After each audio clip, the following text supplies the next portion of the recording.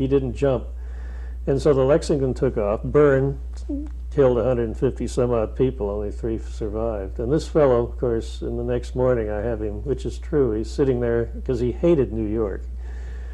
And he's sitting there in this hotel, and he gets stationery to write to his wife and his father that William Wadsworth Longfellow is all right. He didn't make the boat. So, and it was interesting because the reason he was late was because he was arguing with his editor over editorial changes in a poem he'd written called The Wreck of the Hespers. So there's always some nifty little story connected, with that. Is that a diary anecdote from him? Is that where you've...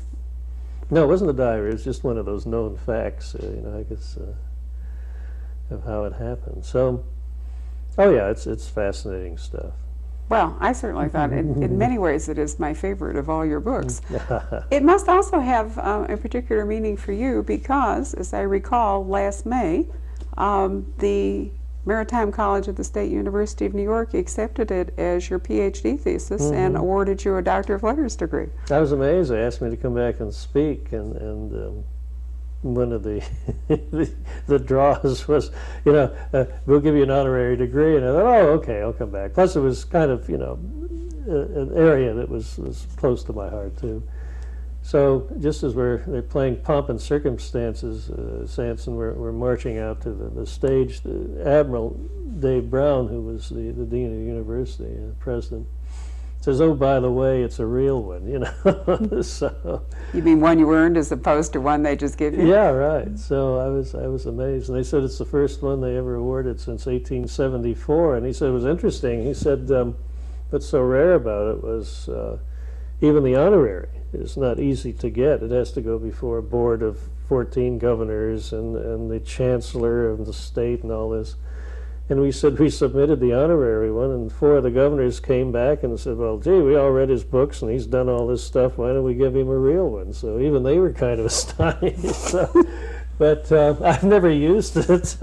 Once in a while my wife jokes when she gets a letter that says Dr. Cussler on it, but I've never written PhD after my name. Well, I certainly think the book has all the scholastic stature as well as the fictional impulse. I was really surprised that a lot of purist historians didn't write and criticize the fact that I did inject dialogue, because this isn't done, if you're doing a purely historical book. But I was amazed how many letters I received from them that said that you made it interesting. And am I right in saying that you feel really vindicated because this was the book your publisher didn't really want to publish? The book nobody wanted, my agent and I laugh about it. When he pitched the book, he said he was mad because they were all staring out the window. And even when he said, well, Clive would really like to have this book published, and they said, well, Clive just can't get what he wants all the time. So it was only when we threatened to take it to another publisher did they, well, okay, we'll publish it. And of course, it took off, and they were dumbfounded. And they never mentioned it to me. It's so funny. But yeah, it tied, I think, for 5th on the hardcover Times list, and then was #1 on the paperback list. So, as I say, I really enjoyed the whole deal. I'm sure you did. I remember that we hosted a signing for it in Christmas last year. And interestingly enough, although you've been kind enough to sign Inca Gold and Shockwave, and we've done Flood Tide, the book that sold the best for us, hundreds of copies. In fact, if you remember, we ran short and we had to rush out and get them from all kinds of other stores. I think it was, I don't remember, 800 copies or something.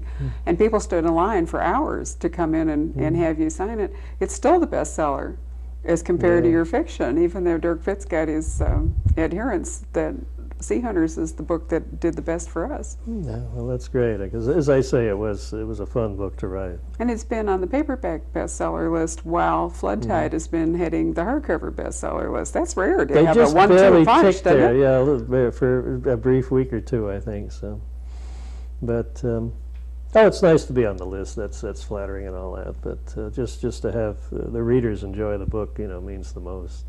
Well, tell us how you go about writing the books. I assume that you do research, and that must be a lot of fun for you.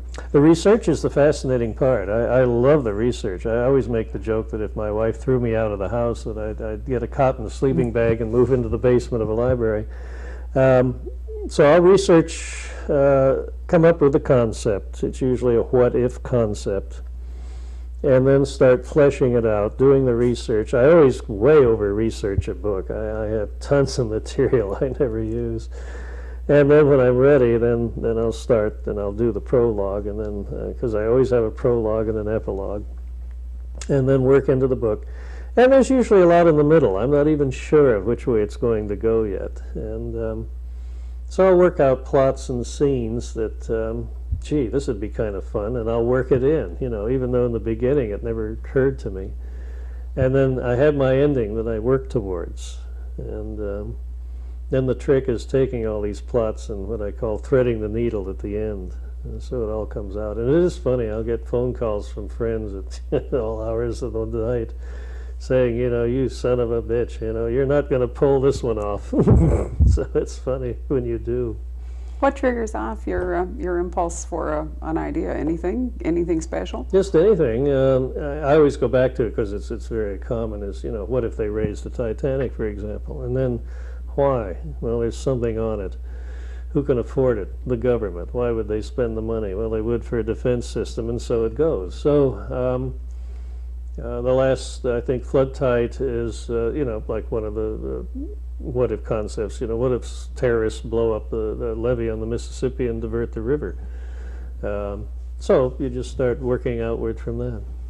I thought it was interesting that this one, it isn't an Asian background, but I have said for some time that I think that thrillers are refocusing on the Far East because the evil empire has crumbled. The Yellow Peril, right? Yeah, in the Middle East, and you know, the drug-sodden Latin America doesn't seem to attract readers so much, and not too many people really seem to want to read about Northern Ireland, maybe because it's just gone on so long and it's so sad and so hopeless. So all of a sudden there's this big cluster of books that's come out with some sort of view of China, Hong Kong. Of course, I'm sure the Hong Kong transfer, well, it's in the news had a lot so to do much. with it. Yeah, it's in the news so much. I know. I was surprised because for the villain, I used a heavy-set shipping tycoon, and it turns out the new president of Hong Kong, his tongue is his name, is this heavy-set shipping tycoon. And I know when I came up with this, I didn't even know he existed at the time. So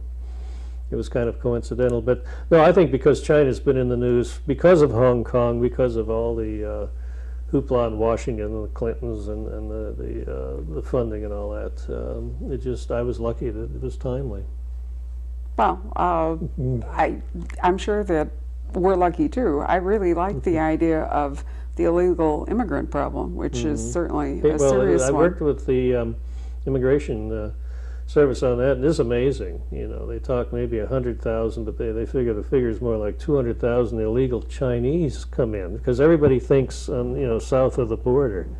Well, that's because we're here, yeah, and we're more familiar with that. So more familiar with that, but you know, other than reading about maybe an occasional boat of 50 Chinese that grounded coming into New York or something, that's about all you've heard of that one.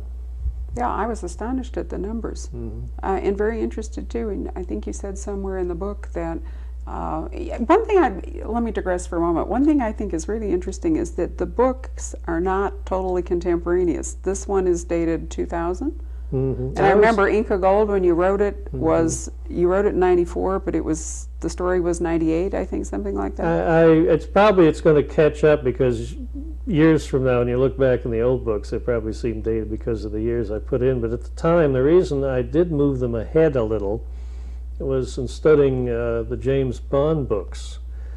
After you read a Bond book 5 years later, it was terribly dated. So that's why I started putting in, moving Pitt just a few years ahead.